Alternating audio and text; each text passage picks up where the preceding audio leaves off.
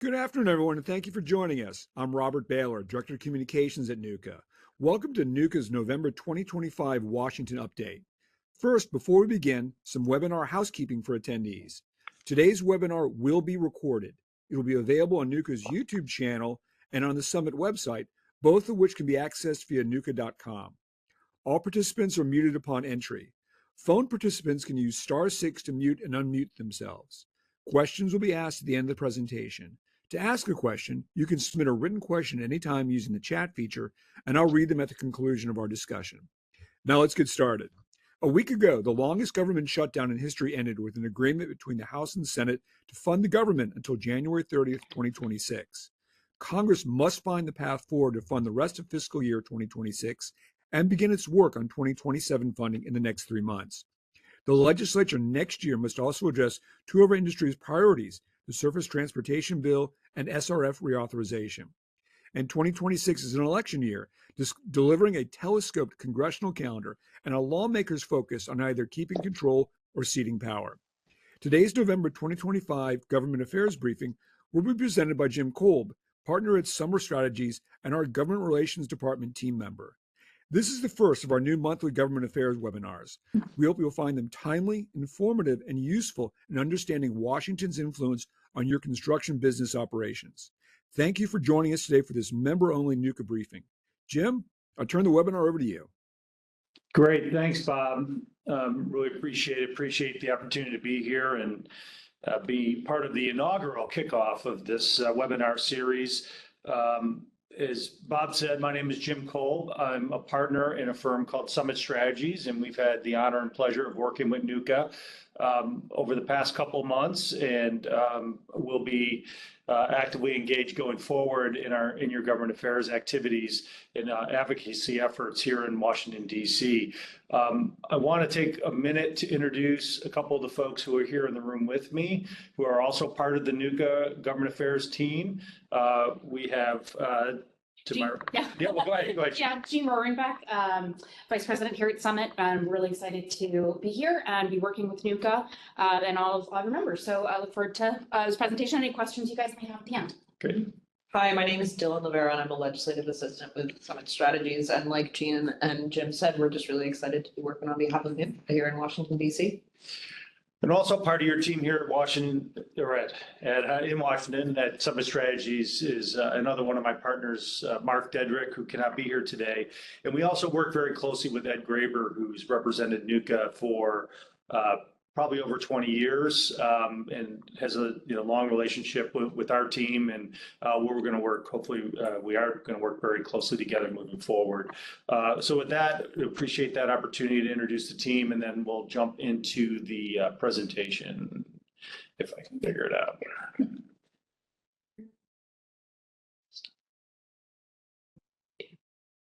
Share content.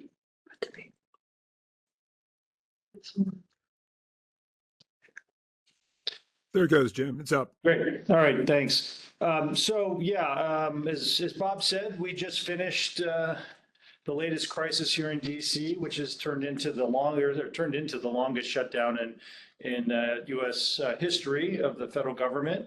The Congress was were able to finalize that and send a bill to the president that extended the government funding until January 30th of next year, and also included 3 of the 12 appropriations bills that they need to finish for FY 2026. So, we've set up another cliff here for federal funding early next year. But in the meantime, the House and Senate Appropriations Committees have been very active working, trying to tee up the remaining appropriations bills to try to avoid another shutdown as we, I need to have my slide, sorry. Sorry, we just realized we're on the wrong slide. There we go. Yep. Sorry. Okay. Yeah. So they're working to try to finalize those bills. In fact, right now the Senate this week is considering advancing what they call a mini bus. It's going to tie together 4 appropriations bills, which will include the Interior bill, which is important for NUCA because it includes the funding for the FRF programs, as well as the FY 2026 transportation appropriations bills, which is, while annual appropriations bills are a little less important for transportation because the vast majority of that funding comes through the surface transportation reauthorization. There will be some infrastructure dollars that flow through transportation if they can get that moving forward. We'll have to see. They're still going to have to come to an agreement with the House on that, but they are trying to move that forward here in the near term. Okay. So from a NUCA perspective, one of our priorities here early in this engagement has been focusing on the funding levels for the FY 2026 state revolving fund appropriations. As I mentioned, they are trying to move the interior bill through a minibus process here where they package these bills together, and will include the final funding for the state revolving loan funds. I'm not going to walk through everything on this chart. If people can read it, it's probably a little small, but this lays out where the House and the Senate are on the SRF funding for the clean water as well as the drinking water funds. The bottom line is, once again, is what has kind of been an annual reality and has been exacerbated by the IIJA's advanced appropriations. The appropriators at both the House and Senate have once again underfunded the state revolving loan programs. The House reduction is significantly more than the House, but both are significantly below the authorized levels that were included in the IIJA. Again, I just reiterate that these are in addition to the funding that came through the IIJA's advanced appropriations, but the appropriators have basically on an annual basis used those additional funds that come out at the beginning of every fiscal year as an offset to what should be the annual appropriations bill levels for both the clean water and drinking water revolving loan funds. The funding, the advanced appropriations were provided in the IIJA, in recognition of the significant underfunding of these programs. But unfortunately, we haven't seen the growth we had hoped for. And I'll just show you a quick chart that, lays out exactly what I was just talking about.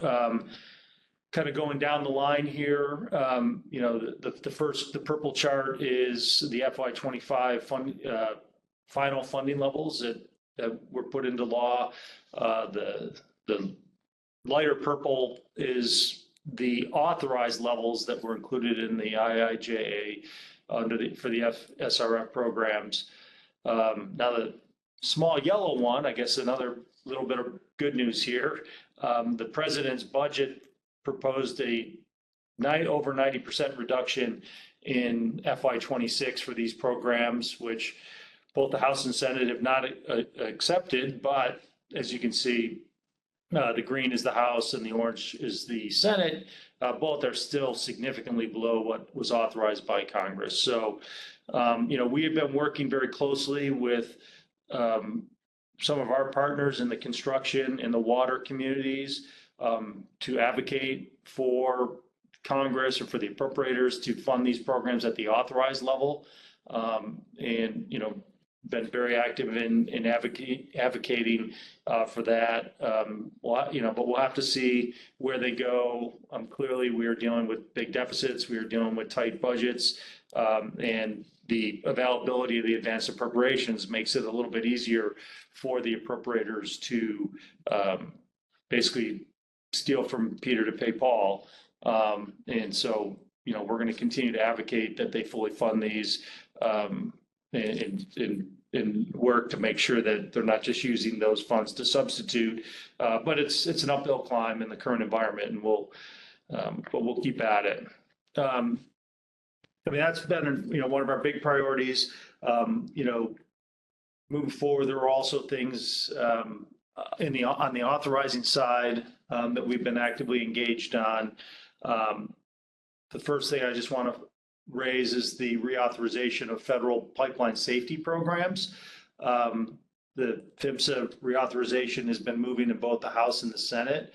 And we've been actively engaged in trying to make sure that NUCA priorities, as well as some of our partners, through like the Common Ground Coalition, some of those priorities, or all those priorities, are included in the packages that are moving forward. To date, the House Transportation Infrastructure Committee and the Senate EPW Committee have introduced, Commerce Committee have introduced legislation and moved them through their committees. There are other committees that are going to have to act, particularly in the House. We need the Energy and Commerce Committee to take action on their portion of the bill. But we're happy to see some traction moving forward. We're also really happy to see some of our priorities that being reflected in the bill, particularly in the House bill, where there's money being provided for state damage protection programs, as well as language to strengthen 811 one-call programs, including limitations on exemptions to one-call programs. So, we're going to continue to advocate for the strongest bill, once they get through the House and Senate and they begin to conference these and work out a final package. We're going to continue to push to make sure that the strongest possible language gets included in both bills.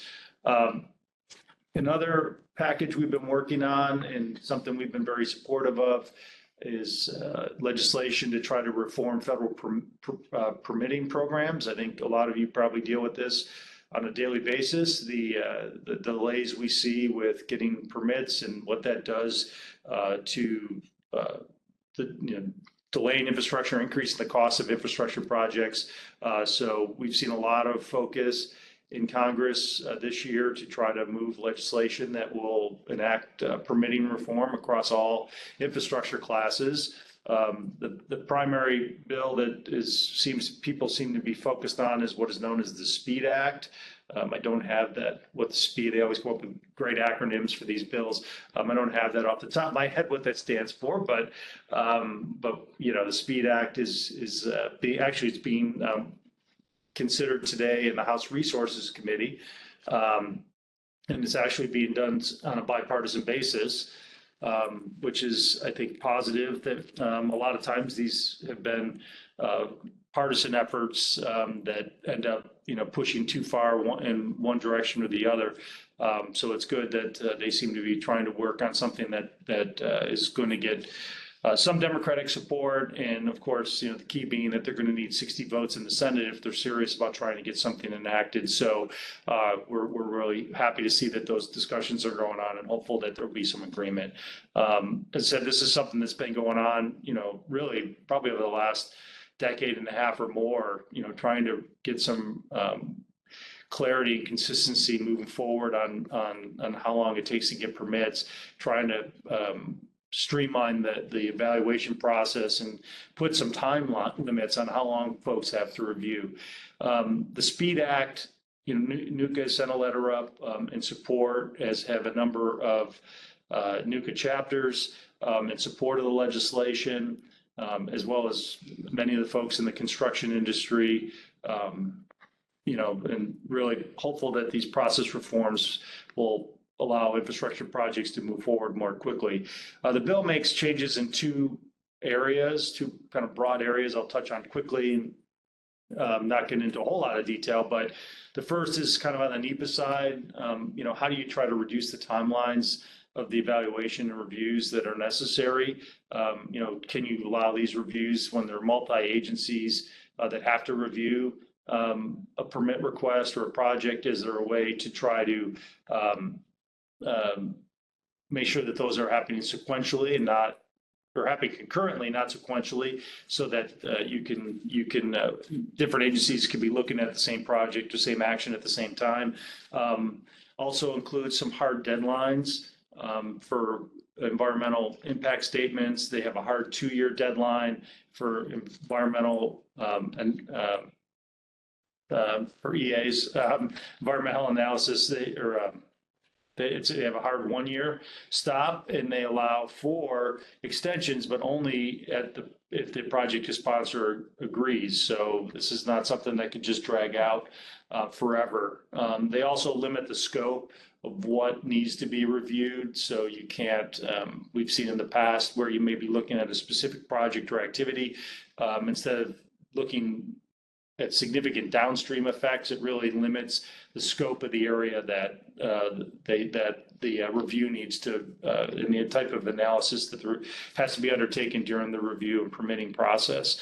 The second piece is looking at judicial reforms that in terms of, when efforts to try to challenge NEPA decisions. Again, it really particularly looks at putting in hard deadlines on statutes of limitation for when challenges can be brought to NEPA decisions or to judicial actions, and puts in a hard 150-day timeline for when those actions can be brought forward. And if they don't come forward in that period, the projects and the decisions move forward beyond that point. So as I mentioned, the House Natural Resources Committee is currently looking at that legislation as we speak. The Senate Environment and Public Works Committee has been working on this really since day one when Senator Capito became chair. Hopeful that they'll be able to move something in the very near future.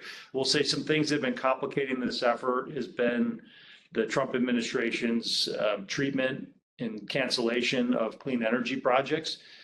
Democrats obviously have not been happy about that. They want to see whatever reforms go into place will the same rules that apply for fossil fuel will also apply to clean energy projects.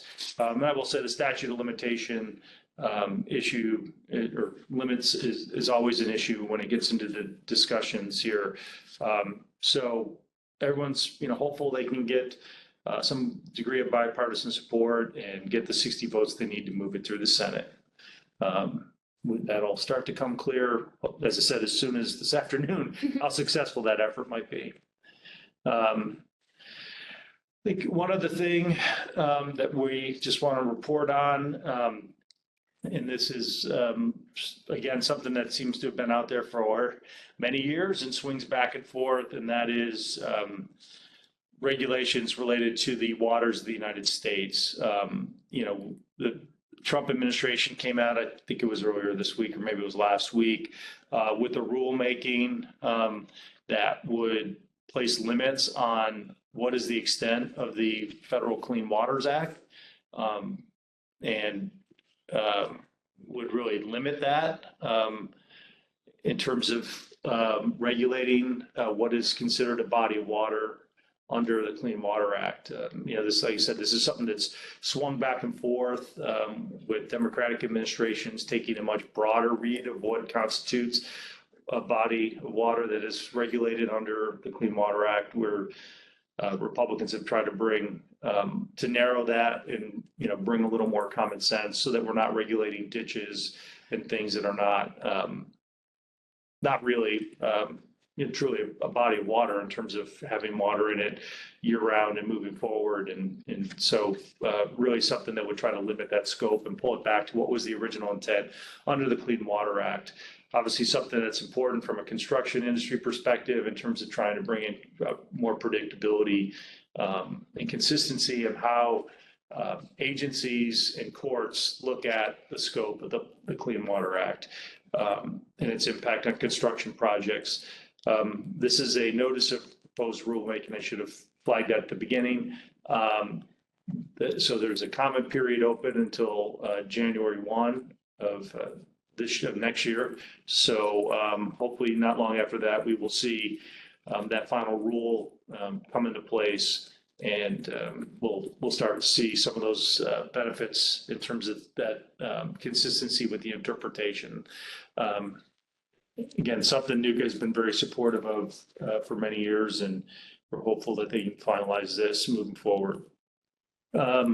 I mean, those are the major things we're working on here in the near term. I just kind of on this slide, just flagging, and things we'll probably be talking about in future webinars.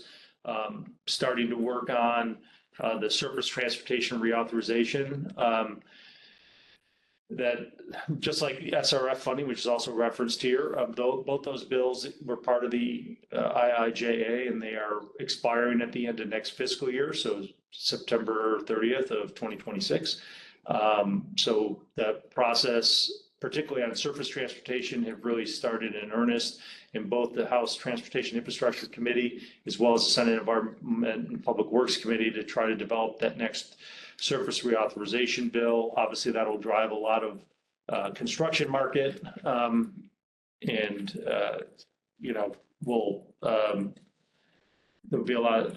We'll spend more time dealing with this moving forward and provide opportunities in some other areas in terms of potentially additional permitting reform, but also it's a big bill from a market perspective. Also, both bodies, we anticipate that they'll be moving forward at some point early next year on the SRF funding reauthorization. So we're going to be actively involved in those, but we'll spend more time dealing with those issues, in future webinars. So with that, those are the big things we're working on. Kind of a quick run through. We're happy to take whatever questions you may have. Again, we really appreciate the opportunity to work with NUCA and get to know some of the members moving forward and work on these issues. So again, thanks for the opportunity, and we'll look forward to your questions. Thank you, Jim. Let's now open the webinar to questions. You can use the chat feature to submit a question, and I'll read the question to Jim. Or if you prefer, unmute yourself, state your name and company, and ask the question directly. Remember to remute yourself after you finish.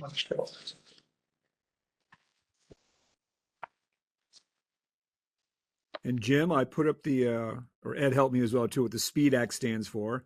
It's one of these wonderful ones going. I'm glad they're calling it the SPEED Act because the bill's name is Streamlining Procurement for Effective Execution and Delivery Act. Yeah. That just make our lives easier and call it the SPEED Act. Yeah. I mean, or was it HR 4776? The amount of time and effort that goes into trying to come up with some cute name is.